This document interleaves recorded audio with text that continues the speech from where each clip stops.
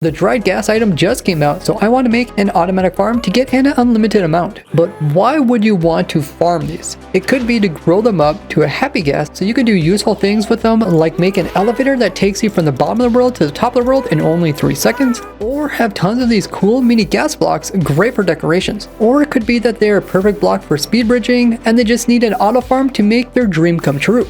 Or it could just be that I've designed an automatic farm for every single item in the game of Minecraft and the Dried Ghast is next on my list. Whatever the reason, we first need to figure out how these things come about in the game. They can sometimes be found near nether fossils in soul sand valleys, but heck if I'm going to make a block quarry to farm these. Luckily, they can also be crafted with bone blocks and ghast tears. There's only one way to get the ghast tears, and that's from a ghast mob. But to get the bone blocks, we have two options, either a bonemeal farm using composters or a skeleton farm. But efficient bonemeal farms use water, which isn't in the nether dimension, where we have to be to farm the ghast. But luckily, skeletons also spawn here in the nether, and they are also simpler than bonemeal farms. Now there's only two places where skeletons spawn in the nether, which is the nether fortresses and the soul sand valleys. But if we farm them in the nether fortress, then we won't get any ghast to spawn since they never spawn inside these structures. But luckily our second option, being the soul sand valley, will spawn both skeletons and ghast. Now it would be very challenging to try to collect all the different mobs that spawn in the soul sand valley in order to push them into one area where we can kill them and then get their loot. So it's much easier if we come up onto the top of the bedrock ceiling in Java Edition and build in a new spawning platform. And then if we would AFK a little over 100 blocks above the actual spawning platform on this single block up here, we can make it so that the mobs will only spawn on top of our platform. That's because mobs can only spawn within 128 blocks of the player in a big sphere, which would put this platform just barely inside, with everything that is below the bedrock being so far away that the game won't attempt to place any mobs in, and any mobs that existed outside the farm would instantly despawn. We're getting close to 500,000 subscribers, so hit that button.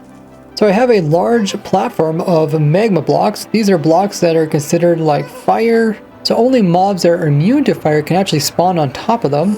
So despite endermen and skeletons that can also spawn in the soul sand valley, they're both not immune to fire, therefore they won't spawn on top of this. But ghast are the only mobs within this biome that are immune, so we end up just getting a mega ghast farm here. And to stop the ghast from flying out, I did put in a ceiling. It doesn't have to be solid because these things are 4 blocks across. So just by having 3 block gaps, they can't fit through them. I also decided to use some fireproof wood so that when you're building this, you don't have to worry about the whole thing burning down. As well as these are top slabs so no mobs can spawn on top of them. We also come in with a wall along the edge on all sides. This way they can't walk outside of it and you can have gaps, yet you can still have the blocks spaced out without having to waste too many items. And once again, it doesn't take very many blocks to hold them in. But if we kill the ghast in their current spawn location, it's going to be really difficult to collect all the loot that's scattered across the entire platform. So I put in 2 flying machines. These are simple 2-way flying machines that can be turned around with a little bit of extra redstone, which we do have at one end over here. Essentially the flying machine comes in and it'll get stopped because there is too many blocks on one side, and then it'll get updated but from the opposite side, which will make it go the opposite direction.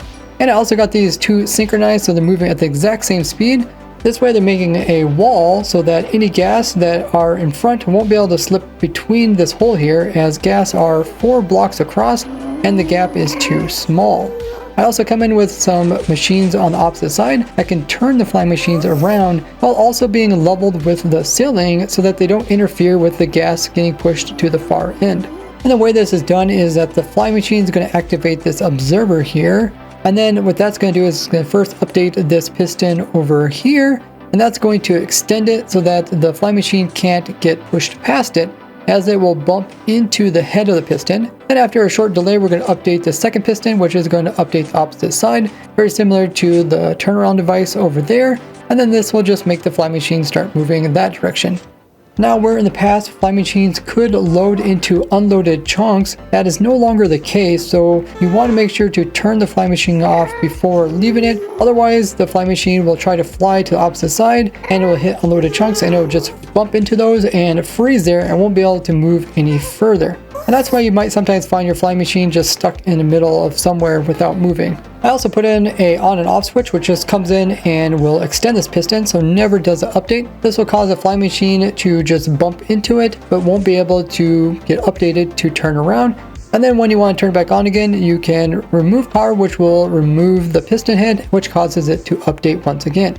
Now you can use slime instead of honey, but slime can kind of bounce stuff in front of it, and that could kind of become a problem, so it's a little bit better to use honey in this case. Also, mobs are unable to spawn on top of honey, unlike slime, which they can. Have you left a like on the video yet? Now, how big the farm can be is restricted by the time it takes to actually transport the mobs. Because on average, mobs will despawn after 70 seconds. They have a 30-second grace period where they can't despawn. But then once that's gone, then they have a slim chance of despawning every game tick. But the medium amount of time, meaning the amount of time where half the mobs will despawn, is 58 seconds. So before 28 seconds, there'll be half the mobs, and after 28 seconds, the other half will eventually despawn. And this comes into play with the entire spawning platform, because if you make the farm too big, by the time the flying machine goes across the entire thing, a big chunk of your mobs would have already despawned. And of course, if you make it too small, you don't have enough spawning spaces to actually produce a significant amount of mobs. So there's kind of like a sweet middle point, and for me, it takes about 54 seconds for the flying machine to go down and back again. And this allows us that the majority of the mobs will make it back down to the side where we're going to kill them. But we can actually have a killing chamber on both sides, but the rates aren't good enough to make it worthwhile to build 2 killing chambers and 2 collection systems.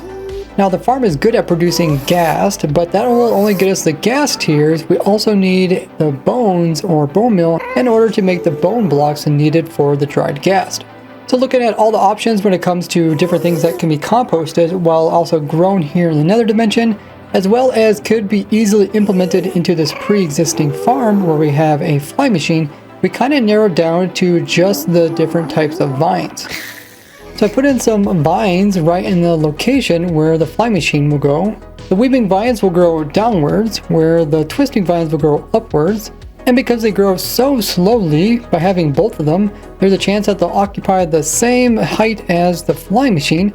So when it comes through here, it will break them off, and then the items will fall over here where they can easily be collected. Now, if you've seen my video on the best bone meal farms now since the update, you'll know that these types of vines are one of the slowest growing in the game and the slowest producing bone meal, producing only 0.1 bone meal per plant per hour. Even by having all these plants here, we won't be able to collect enough bone meal to supply the amount of ghast tiers we get. And we can't expand this farm out further without complicating the collection area to a point where it's no longer worth using a bone meal farm, but instead using a skeleton farm. But speaking of a skeleton farm, we're actually here in a soul sand valley where skeletons can spawn naturally. So all they have to do is convert my ghast farm here to also produce some skeletons. So I switched out some of the magma for some stone. It could be any block that mobs can spawn on. This way we can now get skeletons to spawn here in the soul sand valley on these 2 little strips. But the problem is that our flying machines are too high, so they don't actually push these guys. We can fix this pretty easily if I just come in and place in a block underneath of this. Now these slabs are low enough to actually collide with the skeleton's hitbox and push them along, while still having the flying machine high enough up so we can easily turn around without interrupting the pushing of the ghast to this end over here. Now, because the flying machine goes both directions, I also had to come over here and extend the stone so the skeletons wouldn't get pushed off the hole over here and increase the height of the wall. And it's unlikely for these skeletons to stroll about because after 5 seconds of a mob being spawned into the game, their no action timer will reach a score of 100, which will prevent them from ever walking again as long as the player is greater than 32 blocks away. This is helpful as now the mobs are frozen, they will easily be pushed by our flying machine. We don't need a lot of spawning for these guys because on average when they are killed they will produce about 1 bone, which is 1/3 of all the bones needed in order to produce a dried ghast. So for every 1 skeleton spawn we need about 3 ghasts to spawn in order to get enough ghast tiers to supplement the bone. So now we move all the mobs to one end so we can kill them so we can easily collect their loot. Problem is, there's no way that they're going to die, at least not the ghast. The skeletons will die in the magma, but we need a simple and cheap way to kill the ghast while still being able to collect their loot. And the cheapest way to kill the ghast is just to come in with some powder snow. This is even cheaper and simpler than my previous ghast farm where I use wither roses. As wither roses, you need a wither in order to get, where for these all you need is to find a cold biome that's near a mountain and have a iron bucket to scoop it up. Or you can always collect it from falling snow with a cauldron. And similar to wither roses, powder snow doesn't need any redstone or like pistons moving in blocks in order to suffocate them, in order to kill them, so it works really nice for this layout. The ghasts are also so big that we don't need to completely encase this, so the block over here holds them from going upwards, and we have fences along all the powder snow so that they can't just walk out. And we have the fences a little bit more concentrated near the center where the skeletons are going to die, as they can pathfind around and try to pathfind over here onto the bedrock, but since it's such a long ways to pathfind all the way around, by the time they try to walk over here, they'll end up dying. This also makes it less likely for them to path that direction, which they can do, and instead we'll keep it so that they end up dying where we can easily collect all their loot in one location, which will make the collection system much simpler and easier to set up. But now we need a way to actually pick up all these items so that we can collect them into storage, as these items will just despawn after 5 minutes if they're not stored away properly. So to pick up the loot from the mobs that die, I now put in some minecart rails down here with a hopper minecart, and these special type of carts can pick up items a little over a meter above them. Select items here will get picked up, and then it will move all the way to the end, where it will bounce back and go to the final side. And using a hopper minecart is the easiest, as we don't have access to water here in the nether dimension, and we can always use less rails or power rails depending on if you have more gold or iron. But now we need something for this guy to actually unload the items into.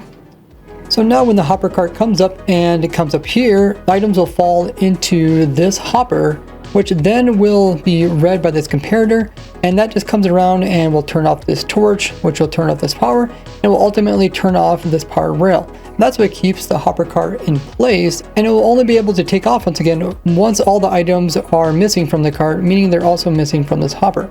Right now we're having all the items collected down here into some storage. You can see when that item leaves, then all of a sudden it takes off and tries to pick up some more items. Now, it made it easier to collect all the loot from a single location, but now we have the problem that the ghast tears and the bones are all in the same container. In order to make the dried ghast, we need to separate them. So I put in an automatic sorter over here, where every time the items that are from up here move down into this hopper and get moved over, before they get pushed into this hopper, they have a chance to first getting pulled downwards by the hoppers down below. And only when it's an item that can't get pulled by neither of these, then it gets continued to push along, and then we have some extra storage over here to store all the extra pieces. But the ones that are being sorted are the bones as well as the ghast here, as we will need them in order to produce the dried ghast. But rather than just sorting the bones and ghast tiers, we can do one step better by actually using the new auto crafters. So I added one of my auto crafters that I showed in this video here, and what we're doing is after we're sorting away the tiers and the bones are then being sorted and put into this crafter here, which is automatically crafting them into bonemeal. And then every time it does that, it produces 3 bonemeal, which are filling up this crafter. And once it gets 9 of them, it will instantly convert it over into a bone block, which is then getting moved over here and then moved over here. The ghast tiers are also being pulled aside, and both of them are being pushed from either of these sides into the auto crafter, which we have set up to craft the dried ghast. And if we check this chest over here, this is where you get an unlimited source of dried ghast. Now see how I designed an automatic farm for every other item in the game of Minecraft by checking out this playlist here. Consider becoming a supporter of mine either through Patreon, Discord membership, YouTube membership, or Twitch sub, which you can even do for free using Twitch or Amazon Prime. One of the perks you get along with this is getting your name here at the end of the video. Other than that, I'll see you guys in the next one. Bye bye!